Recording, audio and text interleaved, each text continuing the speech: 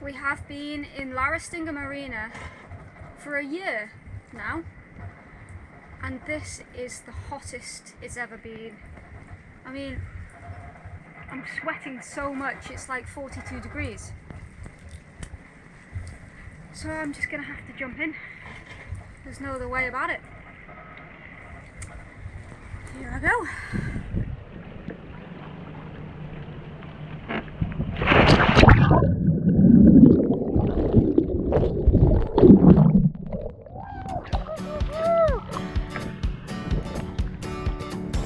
Much better.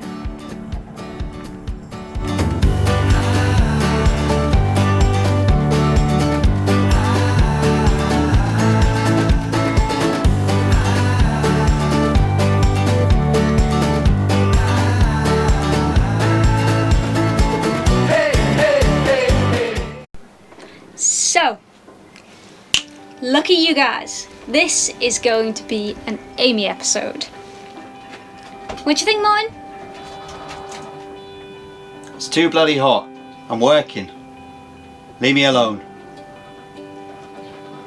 Okay, wait.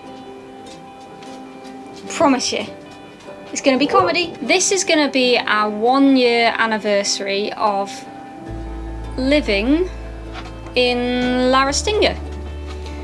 At first we had only booked for 3 weeks, and then we extended it by another week, and then another week, and then a month, and then another month, and a year later here we are. And I can only imagine why people think that we have stayed here so long.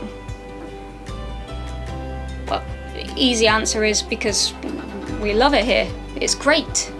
It may be in the end of the world, but it's beautiful. But not only that the life here in Restinga Marina is really relaxed. So we wanted to give you some tips and tricks if you decided to sail into Marina Restinga, and what to expect and how to be received. So this is my how-to guide on Marina Restinga. There's been ups, there's been downs, and there has been indifferences. But you should always look at the bright side of life. So I'd like to start with all the really great things about Marina Restinga. Why do we love it in Restinga Marina so much? Well, it's very laid back, it's dog friendly, it's child friendly. It's got the very relaxed vibe of a small village, and people are so welcoming and friendly here. It feels like a community. Not to mention, it's a little cheaper than all the other marinas in the Canary Islands. Now let's skip to the other side, just for a short period, about some of the downsides of being in Restinga. No free Wi-Fi, and that's a big thing for cruisers. So it does get rather expensive, unless you like to visit one of the local cafes, which there are a few of, which will offer you free Wi-Fi if you go and dine there. Really good food, really good drinks, very good atmosphere. It gets rather busy in summer, but out of season it's just friendly, lovely atmosphere type of way. What's he up to, Bam? What's he up to?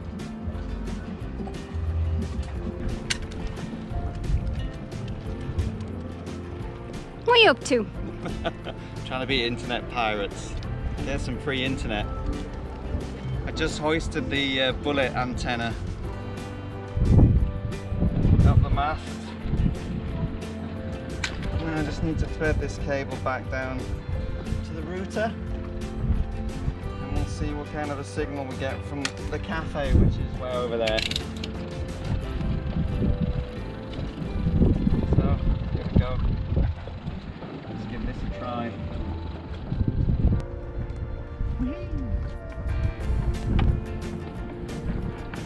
There it is. Let's be internet pirates. Does it work? No. We're not generally negative people, but another downside about living on a boat in Marina La Restinga is the wind. And it is a very windy marina. You do get blown around quite a bit.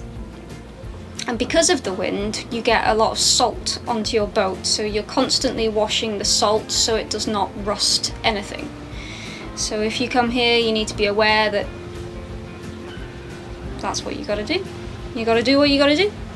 We got very lucky when we arrived. We did an overnight sail from La Palma to El Hierro, and we arrived at a good time in the morning, which is very important. And it was also a weekday, which meant that El Capitan was here, and he was here to welcome us. When you arrive into La Restinga, you must always automatically go onto the wall.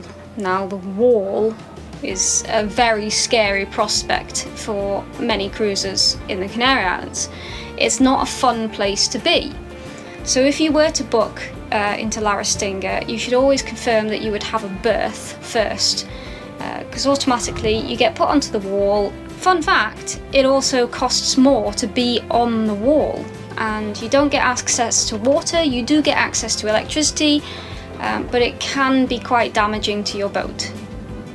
But yeah, confirm you have a berth before you get here, because it will make your experience in La Restinga a lot more pleasant.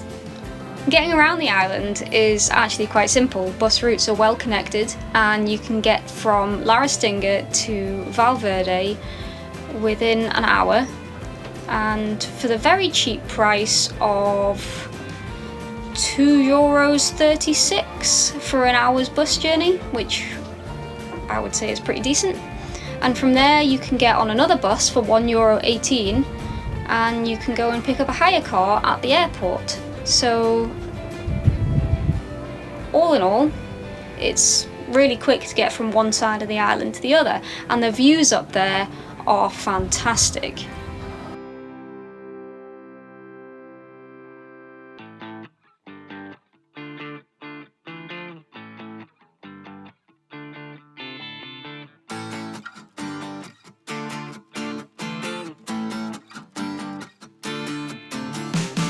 On a clear day, you can see Tenerife, La Palma and La Gomera all in one view. So I've been thinking about what people might want to know if they were to arrive in La Restinga on a boat, and some of the tips and tricks around town. There is one cash machine. It does cost to take money out, so if you wanted to come, then bring your own cash or pay the price. There's also a laundrette, and it's really good actually. It's one of the best that we've had in all of the Canary Islands. You do have to walk about 10 minutes, but you don't have to bring your own washing liquid or anything, and you can just you put it in. It's well managed, I guess. And if you're going to stay here for a long time like we have, you can pay for a card and the price is cheaper. It only took us 9 months to realise that there was a chandlery here, and that is in the boatyard just across from us. And if they don't have what you need, even though it is well stocked, they will order things for you that can be delivered to them. There is a travel lift and boatyard here, which is well managed and easy to organise. And if you need petrol or diesel, then you just go into the chandlery and they come out and they will give you diesel or petrol directly onto your boat. Now we have some of our own personal opinions, obviously, because, you know, that's what we do. And some of the fun things that we get to do here are we get to go diving, because it is a marine reserve. It also means that if you want, like I did earlier, you can jump off the back of your boat and swim in the marina, and the water is so clear you can see the bottom, you can see the fish, it's very colourful, it's beautiful.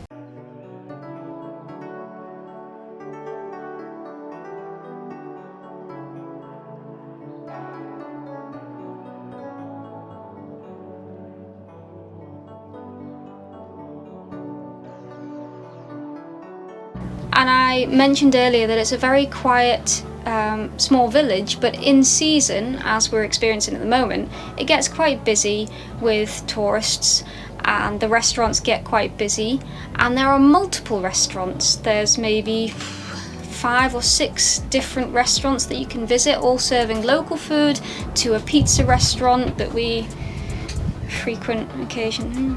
But not only that, but one of the 3 beaches within walking distance has a really lovely, newly built barbecue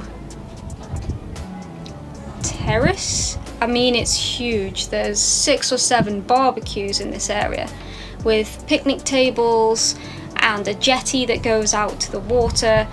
Okay, so I'm going to run through a quick couple of tips and tricks for El Hierro. The best diving school in El Hierro is Extra Divers. The best diving instructor is Dula. You can get Hyperdino deliveries into Valverde. Across the bay from us, where the fishermen drop off their fish, you are more than welcome to go round and purchase fresh fish. There are, at least as far as we know, 4 communities of stray cats and kittens. So if you find one of them, try and look after them, because they are gorgeous and all they want is food and love. Especially Elon, my foster kitten that's out there right now. Beautiful boy. A staple on El Hierro is a cake called a quesadilla. Yes, I know what you think, that's supposed to be savoury. It's not, it's a sweet cake made with goat's cheese. And our favourite is Grandma's cheese pie. They are delicious and they come from Frontera, which is about a 45-minute drive away, and you can only get them from there as far as we know. But these are our favourite. But any of them are really good. They're really good. So if you come to El Hierro, make sure you get a quesadilla. But yeah, other than that, El Hierro is a beautiful, relaxed, welcoming place. La Restinga is our favourite part of El Hierro, and once we leave, it will not be our last goodbye, that's for sure.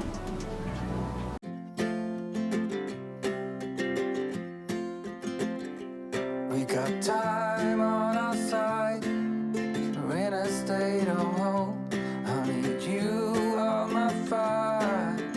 I want you to know that every time you're away, I long for you so much I can find my way.